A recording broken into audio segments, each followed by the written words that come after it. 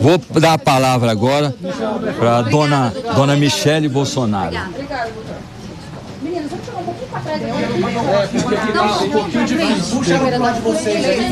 Tá aí, a gente acompanha nesse momento, falando agora a ex-primeira-dama Michele Bolsonaro, respondendo a perguntas dos jornalistas lá em frente ao hospital em Brasília. Michele Bolsonaro falando com os repórteres. Houve a informação de que o ex-presidente Jair Bolsonaro não fez o protocolo para acionar os médicos da Polícia Federal, ele não apertou esse botão. É verdade essa informação? Ele chegou a falar para a senhora como foi que ocorreu o momento da queda, se ele pediu socorro ou não? Porque, inclusive, os policiais penais falaram que, quando perguntaram se ele precisava de médico, ele disse que não. Confirma essa informação? Então, a gente não sabe o exato momento que ele se acidentou. Conversando com ele, quando eu cheguei na sala onde a gente é liberado para poder ter esses 30 minutos, ele não conseguia falar, ele não se lembrava. Eu perguntei para ele, foi pela manhã? Porque ele tem uma pequena janela. Ele falou, eu acho que não, porque ainda não tinha luz do dia. Então a gente não sabe se foi já amanhecendo ou se foi à noite, na madrugada. A gente não sabe o tempo certo. Ele teve muita dificuldade, a gente não sabe se ele estava dormindo, levantou sonolento para ir ao banheiro e na volta caiu, porque eu fiquei sabendo que tem um degrau do quarto para o banheiro, a gente não sabe exatamente. Então não posso confirmar isso para você, se ele teve tempo de lembrar também, se ele tem essa medicação forte que ele toma, um Ampliquitil, que deixa ele muito sonolento, tanto que tem que ser fracionada. Se ele tomar um comprimido de 100 miligramas, né, doutor Caiado? Ele fica o dia todo deitado, ele não consegue interagir com você, então é fracionado. Então ele não fica 100% bem. Então não sei se ele lembrou também que ali tinha uma campainha para ele poder pedir ajuda. O Jair é uma pessoa que ele já acostumou a conviver com a dor, desde 2018. Por 3 vezes dentro do hospital, eu vi ele pedindo para Deus levá-lo, porque ele não aguentava a dor que ele estava sentindo, por conta do intestino. Então ele já se acostumou, ele já está nessa zona de sofrimento. E eu acho que isso é até para ele trabalha o subconsciente dele para ele poder continuar vivo. Ele já ligou esse modo sobrevivência. Então ele é uma pessoa que ele não gosta de incomodar. Eu estou casada com ele há 18 anos, eu sei que ele não gosta de incomodar em relação à alimentação. Ele aprendeu a viver do jeito dele.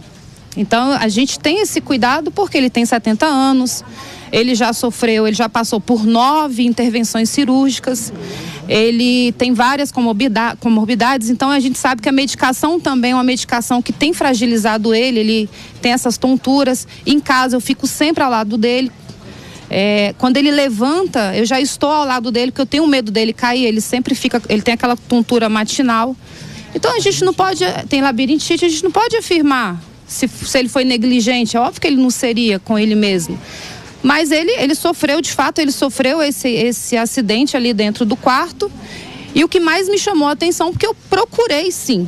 Eu procurei o perito, eu procurei o delegado, eu gostaria de saber exatamente, eu pedi o relatório para a Polícia Federal. Eu gostaria de saber exatamente o momento que foi aberto o quarto dele. E a gente sabe que o quarto dele é aberto às 8 horas da manhã para ele tomar a primeira medicação do dia.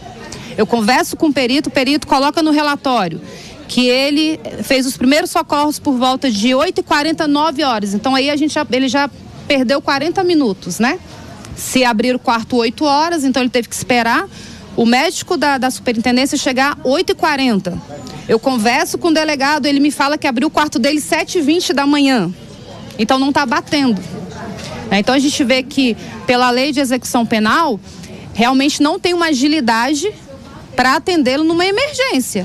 Para você chegar pelas ondas da rádio, estamos ouvindo neste momento a ex-primeira-dama Michele Bolsonaro falando sobre a situação de Jair Bolsonaro, que deixou o hospital e foi para a superintendência da polícia. Não, porque ele tem uma pequena janela no quarto e ele lembra que estava escuro. Tanto que ele fala que não sabe se estava amanhecendo, se já era por volta de 4, 5 da manhã, ou se era... Ele não sabe. A gente não conseguiu tirar muita informação dele, porque ele ainda estava tonto, ele estava bem apático quando eu encontrei com ele. O que me preocupou foi o machucado no dedo dele, que realmente foi um machucado, uma lesão que estava sangrando. Eu não consegui entender como que ele caiu. eu fiquei com aquele episódio que eu até relatei para vocês ontem, que eu suspeitava de uma crise epilética, porque foi bem feio, né, o quadro que ele teve aqui no hospital.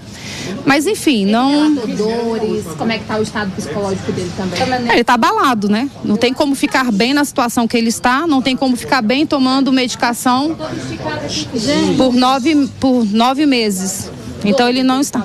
Ele sente dores, ele convive com a dor, ele consegue. Conseguiram falar com ele tanto antes quanto depois? Não, apenas 30 minutos ontem, que foi o nosso direito. Hoje a gente não foi permitido estar com ele, nós viemos para cá até achando que nós poderíamos estar com ele. Ele já subiu direto para os exames de imagem e ele conseguiu fazer o eletro no quarto, mas a gente foi impedido de entrar. A domiciliar é a solução?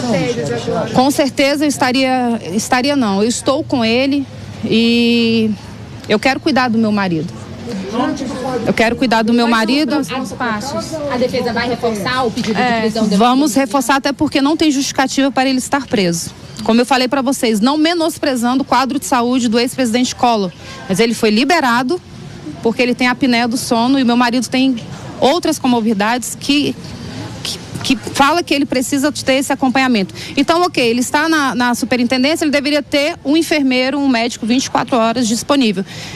Foi alegado que nos autos que ele teria esse atendimento. Ele sofre o acidente na cela. Na cela não, ele é uma solitária, um quarto fechado, né? Ele sofre o acidente e o perito só chega 40 minutos depois da primeira medicação, às 8 horas da manhã. Então tá tudo errado, me desculpa. Olha, eu tô falando para vocês que ele deveria estar em casa, ele não deveria estar numa solitária com 70 anos e com vários problemas de saúde que precisam ser administrados, tanto a alimentação quanto a medicação.